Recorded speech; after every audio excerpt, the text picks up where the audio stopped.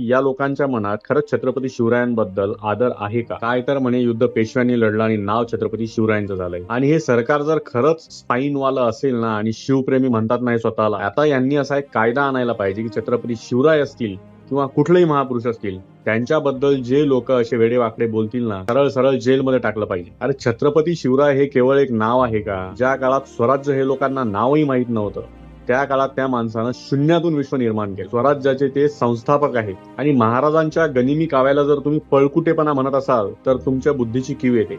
आणि त्या लोकांची जास्त कीव येते जे लोक तुम्हाला ऐकतात. असं आहे ना की तुमच्यासारख्या बुद्धीच्या लोकांना महाराज म्हणणं ही महाराज या नावाचाही अपमान आहे. जेव्हा अफजलल्याचा कोथळा काढला, जेव्हा शाहिस्तेखानाची बोटं छाटली, तेव्हा काय छत्रपती शिवराय आले नव्हते का? आणि राहिला प्रश्न पेशव्यांचा, तर आम्हाला आहे अभिमान पेशव्यांचा.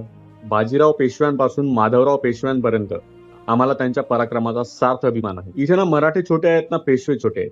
छोटं जर काही असेल ना तर ती तुमची बौद्धिक पातळी आहे, ती आधी सुधरवा. एक गोष्ट लक्षात ठेवा, छत्रपती शिवराय हे त्या स्वराज्याचे पाया आहेत.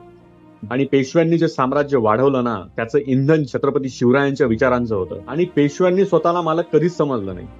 पेशवे नेहमी स्वतःला स्वराज्याचे रक्षक म्हणायचे. त्यांच्यासाठी असतील, आमच्यासाठी असतील, सगळ्यांसाठी स्वराज्याचे दैवत आणि मालक हे फक्त छत्रपती शिवराय होते, आहेत आणि राहतील. असं आहे ना, छत्रपती शिवराय आमचे प्राण आहेत तर पेशवे आमची शान आहेत.